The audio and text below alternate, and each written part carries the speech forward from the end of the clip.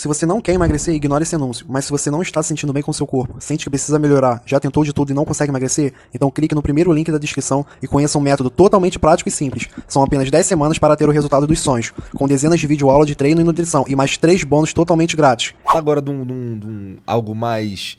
um pouco mais tosco, mas mais moderno também, que é a tua doença que você acabou de superá-la, não é? Graças a Deus. Foi quando que tu fez o... que tu teve decretado que tu tá livre? Faz uma semana. É?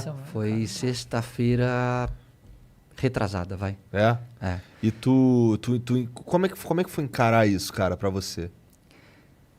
Cara, tipo, na hora que você recebe a notícia, é uma porrada, né? Pô, tua esposa começa a chorar, tua mãe chora, teus amigos começam a te ligar chorando. Então, você fala, cara, eu não quero morrer. Claro. Pô, eu sempre fui um cara saudável, sempre fiz exercício, sempre me cuidei. De repente me aparece um linfoma. Eu fui fazer uma fisioterapia de prevenção pro joelho, porque eu tenho 3 cirurgias no joelho, então eu alongo, de vez em quando ele dá uma soltada. E no final ele me achou mais tenso e falou, vira, quero alongar teu pescoço. E ele achou um caroço. Eu falei, pô, você viu que tem um carocinho aqui? Cara, eu pus a mão assim e falei, não vi, mas tem mesmo. Ele falou, vai dar uma olhada, fala com teu pai, meu pai é médico. Não falei. Semana seguinte voltei na fisioterapia, aí ele alongou de novo e falou, você falou com seu pai? Falei, putz, Cadu Ramos, o fisioterapeuta. Falei, Cadu, não falei. Mas na minha cabeça eu falei, putz, ele tá preocupado, alguma coisa tem. Aí eu falei, pai, dá um pulinho aqui, dá uma olhada no meu pescoço. Ele olhou e falou, pode ligar pros teus amigos e amanhã eu quero que você vá pro hospital. Eu falei, por que você acha que preocupa? Ele falou, quando eu bato o olho, filho, meu pai é patologista clínico, né, laboratório, faz exame de sangue, esses exames. Ele falou, eu sei quando é uma lesão muscular, quando é uma picada de inseto e dessa vez eu não sei o que é. E se eu não sei, você tem que checar. Eu entrei no hospital, fiz todos os exames e foi detectado um linfoma de Hodgkin, que é um tipo, graças a Deus, o menos agressivo de um tipo de câncer. Eu tinha o Caioba Soccer Camp, que é um camp que eu faço para as crianças. 7 dias depois, isso tudo foi numa quinta. Não nesse fim de semana, no outro, 10 dias depois, eu tinha o camp na Bahia. A gente estava 1 ano e meio sem fazer o Caioba. E logo em seguida eu voltava da Bahia direto para o Rio de Janeiro para fazer as Olimpíadas. Então, assim, primeiro você administra. Você chora, você fica preocupado, você fala, cara, meus filhos, não posso morrer, não é minha hora ainda. E aí depois você tem 2 opções, ou você afunda ou você enfrenta. E eu peguei minha esposa e falei, apareceu. Não cabe a nós a gente se questionar, a gente se queixar, a gente perguntar o porquê. Apareceu, vamos resolver. E aí eu escolhi um médico que foi, acho que, pelo menos 50% do tratamento. Porque ele falou para mim, o que você quer fazer? Eu falei, eu quero ir pro Caioba e eu preciso fazer as Olimpíadas. Ele falou, quanto tempo? Eu falei, 1 mês. Ele falou, pode ir. Pode ir porque eu preciso que você esteja com a cabeça boa, eu preciso que você esteja forte para enfrentar a quimioterapia. E aí eu fiz tudo isso, fiz as Olimpíadas já sabendo do câncer, não contei para ninguém. Voltei e comecei a quimioterapia, foram 2 meses de químio. Falei com o meu médico, ele falou, Caio, acho que você vai conseguir passar por ela continuando a trabalhar e sem ninguém saber. Eu falei, é contagioso? Ele falou, nem um pouco, você não oferece perigo para ninguém. Eu falei, qual é o risco? Ele falou, um mal-estar, o enjoo, algumas dores que vão surgir no teu corpo, porque é um tratamento agressivo. E eu falei, tá tudo certo. Minha vida inteira foi trabalhar no limiar da dor, porque como atleta, volto a dizer, eu tenho 3 cirurgias de joelho, um nariz quebrado, ponto pela cara inteira, um ombro fora do lugar, torção, lesão muscular, praticamente um Frankenstein do esporte. Então, assim, a dor não me incomoda, eu sei lidar com ela. Eu falei, vambora, então vambora. E a minha preocupação passou a ser o meu filho. E eu não queria que ele soubesse, que ele sofresse, que ele achasse que fosse acontecer alguma coisa de grave. Até o momento que era um dos riscos do efeito colateral, a queda de cabelo. E começou a cair. E aí eu vou falar para vocês que eu fiz assim uns 4 ou 5 jogos, fora os programas, com maquiagem pra caramba, porque eu tinha muita falha na cabeça. Então a minha esposa passava aquela tinta preta, depois ela passava aquele pozinho preto e vambora. E ao invés de chegar 1 hora antes do jogo, eu chegava 20 minutos antes do jogo. Os caras, pô, você tá chegando em cima da hora. Eu falei, não, E na minha cabeça eu falei, eu sei que não é o certo, mas eles 1 hora vão entender. E acabava o jogo, eu ia embora, não ficava pra resenha. Por quê? Porque se você puxa meu cabelo, ele cai. E muitas vezes, se você encosta em mim, ele também cairia. Eu puxando o cabelo, eu ficaria careca. E foi uma libertação, cara. Aí na hora que eu cheguei para minha esposa e falei, amor, acho que tá na hora da gente tornar público. Liguei para Globo, agradeço aos meus diretores, a Joana e o GG, porque eles foram muito legais. Eles falaram, primeiro, a decisão é sua, o que você quer fazer? Eu falei, eu quero tornar público. Ele falou, como você quer fazer? Eu falei, isso que eu queria discutir com vocês. Vamos através de uma rede social, vamos falar na TV. Era uma sexta-feira, era uma quinta-feira, e no domingo tinha Brasil e Argentina, uma besteirinha, um jogo que quase não vale nada. E foi o que não teve, né? Foi o que não teve. E aí eles falaram, Caio, a decisão é sua. Eu falei, eu só queria continuar trabalhando, porque me faz bem. É a hora que eu consigo me concentrar, esquecer um pouquinho do tratamento, esquecer das dores. Ele falou, se você tá forte, você vai continuar. E aí foi pensado, era véspera de um feriado, eu falei, por que eu vou soltar na sexta-feira? Porque já não tem programa de fofoca, né? De sábado até segunda-feira, pelo menos. A repercussão que vai acontecer é nas redes sociais, e aí é a minha palavra. E foi uma coisa que eles me disseram, falou, Caio, a gente só queria te pedir uma coisa. Se for para assumir, assume rápido. Por quê? Porque se as pessoas perceberem que você está ficando careca, vão começar a especular. E aí vão achar que você está mentindo, que você está escondendo. Então, a verdade tem que vir através de você. Eu falei, então deixa que eu vou fazer um vídeo, eu solto na minha rede social e vocês podem soltar depois nos programas. E eu falo uma vez sobre o tema. Eu dou uma entrevista sobre o câncer, eu quero depois me concentrar no tratamento, e quando eu tiver curado, e eu tenho certeza que eu vou estar curado, aí a gente volta a falar no assunto. E aí eles repercutiram no Globoesporte.com. No dia seguinte eu fiz uma matéria com o Felipe Andreoli pro Globo Esporte.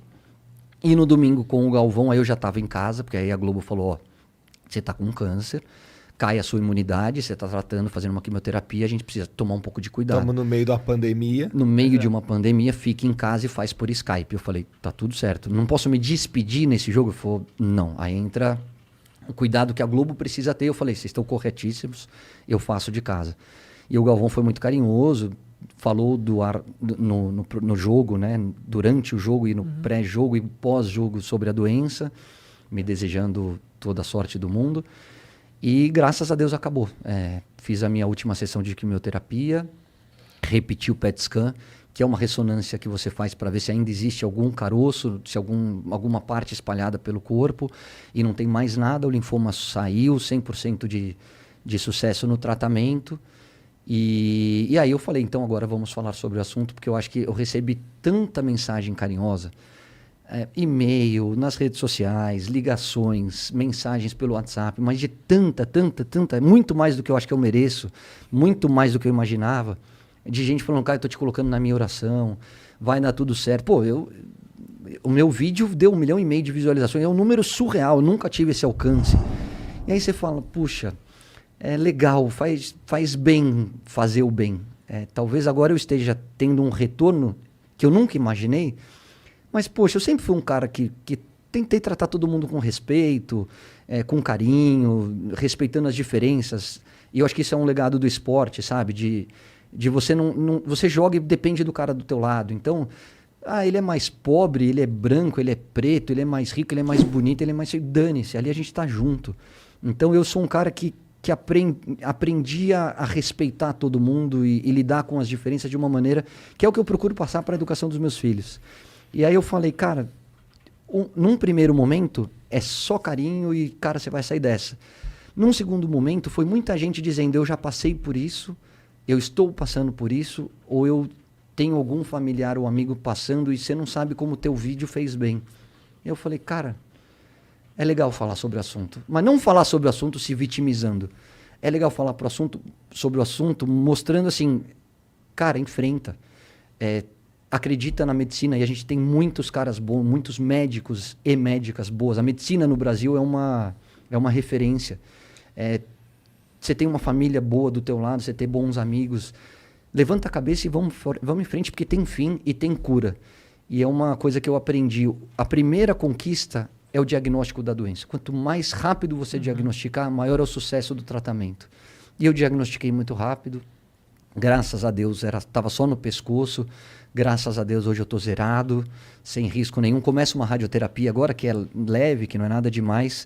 Mas como diz o Galvão, eu nunca encarei dessa forma, tá? Na minha cabeça era me manter forte, blindar um pouquinho meus filhos para que eles não sofressem com isso e passar de uma maneira muito serena por todo esse processo.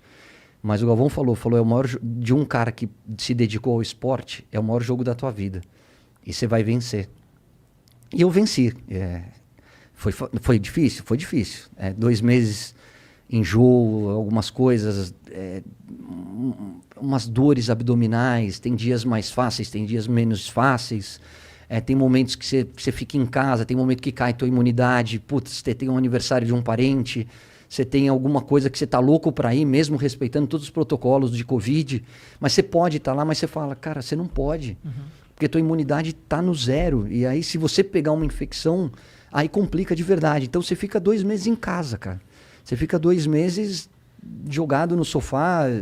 Eu ainda disputei um campeonato de tênis, enfrentei, assim, o médico falou, vai até o seu limite, se você acha que dá, treina, joga e não muda a tua rotina, mas você vai sentir uma fadiga do tratamento. A partir da 3ª sessão já não conseguia mais, aí você tá mais fraco, você cansa, sabe, fica ofegante, você fala, opa, é hora de parar. Mas o importante é que acabou, e acabou, e eu sou muito grato a todas as pessoas que de alguma maneira tiraram um tempinho do seu dia para me mandar uma mensagem, para me colocar na sua oração, as famílias do Caioba, que é o nosso camp, que me entregaram um terço, uma imagem. Cara, foi especial. Foi com certeza, no momento de maior dificuldade da minha vida, o momento que eu senti mais amado desses meus 46 anos de existência. Você estava receoso em, tipo... Porque você não falou pra ninguém, né? Não, só falei. Falei pro meu pai, pra minha mãe e pros meus sócios, porque quando eu recebi o diagnóstico do linfoma, eles estavam comigo. Foram as únicas pessoas. E assim, qual foi a... Aí falei pra Ali também. Falei, Ali, precisamos conversar. Acho que como você tá marcando um monte de coisa, é melhor a gente tomar um pouco de cuidado. Você tava com receio de como que ia ser a visão pública, se você falasse? Ou... Não. Então, por que você não falou antes? Porque, por causa do meu filho. Porque assim, é uma doença, né? E é uma doença séria. Cara, hoje eu falo numa boa, assim, como a gente tá batendo esse papo. Eu acho que talvez, isso foi uma coisa que eu ouvi do meu médico, tá? Focar, você tá ajudando muita gente, porque você tá desmistificando uma coisa que faz parte da nossa adolescência. Qual é a primeira coisa que você pensa quando eu falo a palavra câncer? Eu falo Carolina Dickmann em Por Amor, ficando careca e chorando ao lado da Vera Fischer. Falei a segunda, eu falo Julia Roberts em Lado a Lado, tratando um câncer e abraçando a privada e vomitando todos os dias. Cara, são as nossas referências. Era o que eu tinha mais próximo de câncer. Graças a Deus eu nunca perdi ninguém na minha família por câncer. Tenho amigos que perderam. Parentes, tenho um amigo que morreu por câncer, tenho a esposa de amigos que morreram por câncer, mas não fazia parte da minha realidade, então assusta. E para o meu filho com 10 anos, ele ainda é muito novo, ele não ia ter esse discernimento de que ia dar certo, então a minha preocupação era ele, era só ele. Para a Globo, eu sabia que eu ia receber esse apoio deles. Meus amigos e a minha família, eu não preciso nem falar, a minha preocupação era o meu filho. Eu falei, eu não quero que ele sofra. Eu não quero que ele pense que a coisa é mais grave do que é. É grave? É, mas eu vou ganhar. Vai passar. Eu vou ficar curado. Então eu só não tornei público antes por causa dele. A verdade é essa.